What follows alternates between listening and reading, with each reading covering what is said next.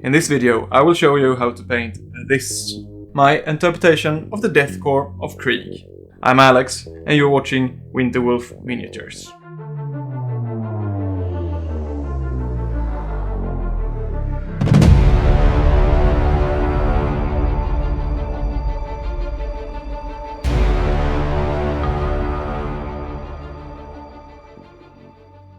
Probably not alone, I immediately ordered this set when it first came out, the Kill Team Octarius box set. When I saw the new Death Korps models in plastic, I simply couldn't resist.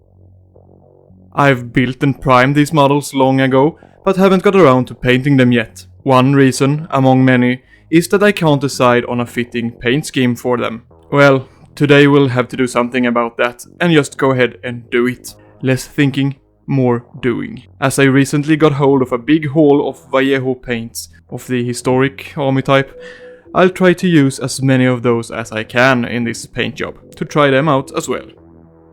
Being a bit of a history buff myself, I just love the feeling of both the First and Second World War I get from these models. While I see elements from many different uniforms, the first thing I thought of was the grey uniforms of the German soldiers in the Second World War.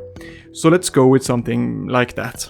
In my big pile of new paint I found one called German Grey, which sounds fitting. So let's try to use that.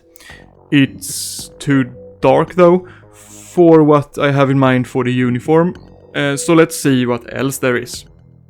This one I liked, and it's called Dark Sea Grey, and it's the one I'm going to use as a base coat on the coat. It's a lovely shade of grey, and I was surprised how well it went down on the black primer.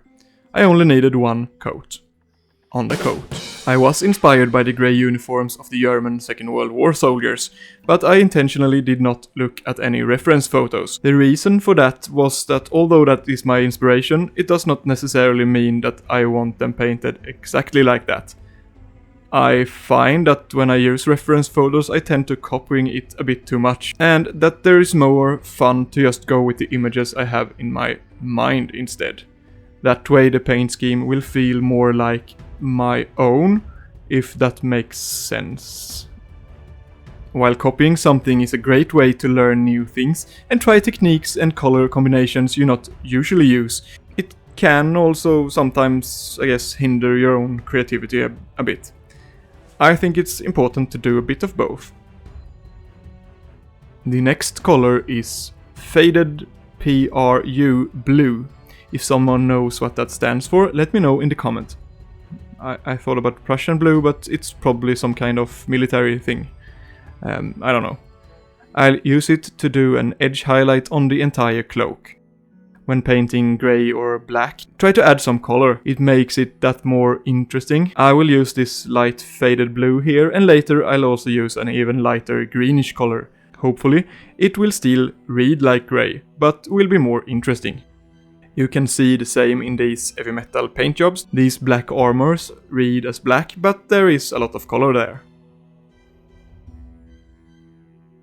Next up is Shard Brown, and I'll use that to base coat the backpack, the straps and belt, the gas mask and the sword hilt guard basket things, and his leg warmers.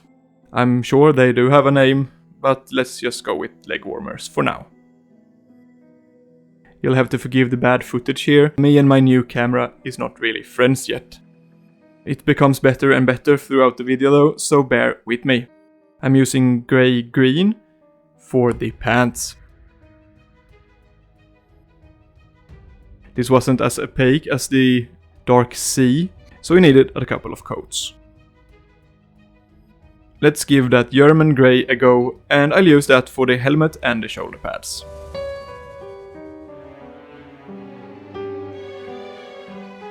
This is where I first reviewed the footage and realized it was crap. So I fiddled with the camera and moved the lights a bit, and it's way better. Using gunmetal to paint the gun metal. And the sword, as well as some chinks in the black armor parts.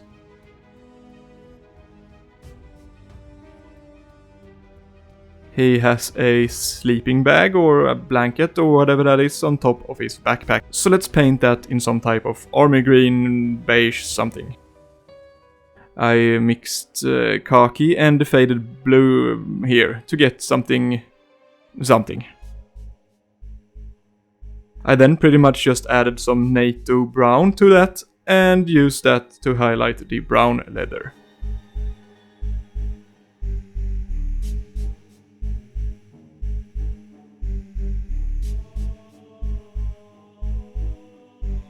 Brassy brass on the basket hilt.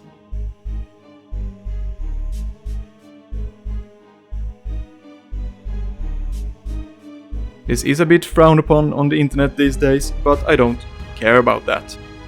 You shouldn't be afraid to do something just because it's not trendy on the internet. And it's a very fast and efficient way of painting armies. I might never paint a whole army of these guys, but I make sure the paint scheme is doable for an entire army anyway. And washing an entire model in the same wash is a great shortcut to achieve color coherency. You could shade manually with a lot more control, but this is fast enough to be doable on a couple of 100 minis in an army. So let's do it.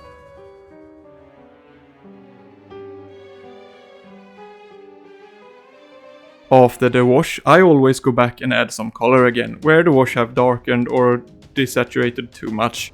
And the first thing I do is to grab the grey-green again. No, this is not the same as the one I had before. This one is called Int Grey-Green. International, maybe? I'm confused. Okay, so I'm using Int Grey-Green here. It's not the same as the grey-green I used on the pants earlier. This one is much more green. I use this on the cloak and adding some green highlights.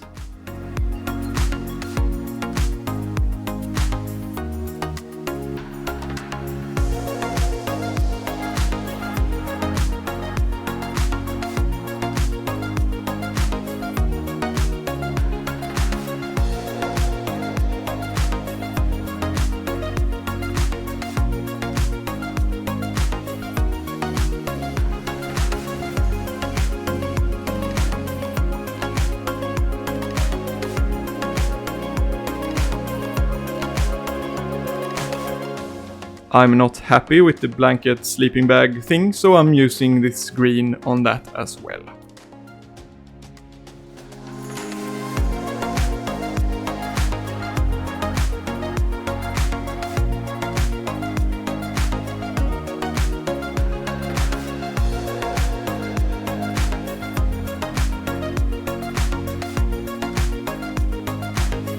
Next up is polished gold, and I'll use that on the sword and for the tiny buttons on the cloak.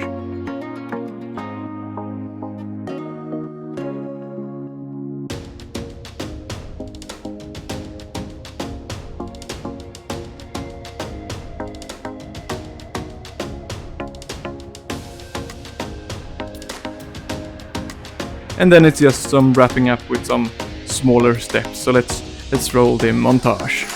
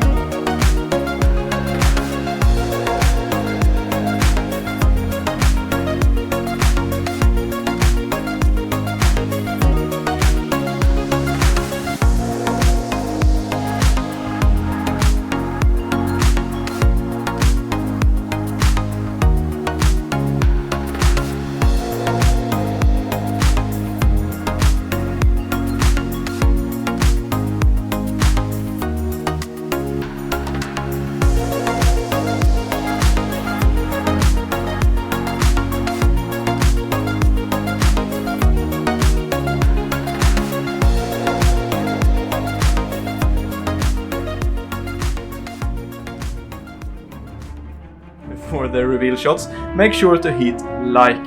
And please subscribe if you haven't already. And, you know, check out my Instagram and Patreon and such. Links to those are in the description. I'm Alex. Thank you so much for watching. See you soon.